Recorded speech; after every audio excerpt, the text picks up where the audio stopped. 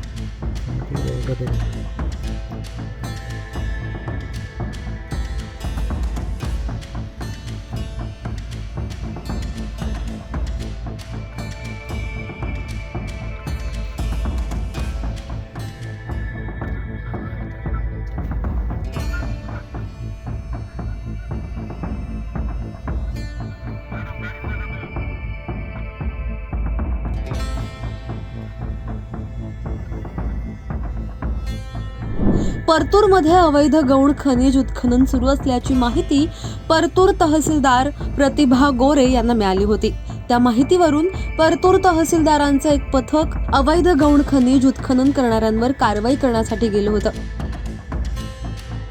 यावेळी अवैधरित्या मुरुमांचं उत्खनन करून या मुरुम चोरट्या वाहतुकीसाठी हायावा वाहनात भरलं जात असल्याचं तहसीलदारांच्या पथकाला आढळून आलं। यावेळी कारवाईसाठी गेलेल्या तहसीलदार आणि त्यांच्या पथकावर मुरुम माफियांनी हल्ला करून त्यांना शिवीगाळ आणि धक्काबुक्की केली। व्हिडिओ दिसत असल्याप्रमाणे नंतर हे मुरुम माफिया घटनास्थळावरून फरार झाले।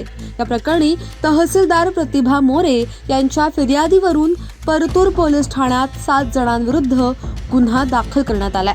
पुढील तपास पोलीस करतायत। या साऱ्यावर तुमचं म्हणणं काय? खाली कमेंट बॉक्समध्ये तुमच्या प्रतिक्रिया अवश्य नोंदवा। आतापर्यंत लोकमत सबस्क्राईब केलं नसेल, फॉलो केलं नसेल तर लगेच सबस्क्राईब करा, फॉलो करा आणि पाहत रहा लोकमत। धन्यवाद।